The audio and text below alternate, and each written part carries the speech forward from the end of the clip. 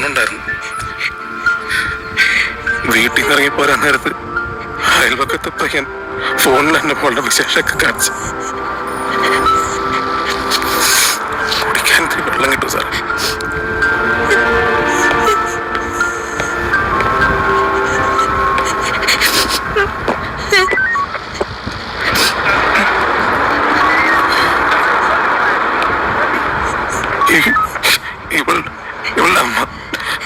ഇവളുടെ അമ്മ മരിച്ചിട്ട് 3 വർഷമായി സാർ.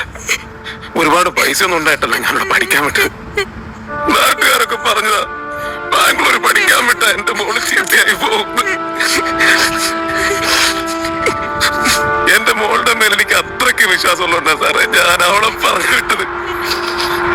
എന്നിട്ടും നീ എന്നെ ചതിച്ചിട്ടോടി.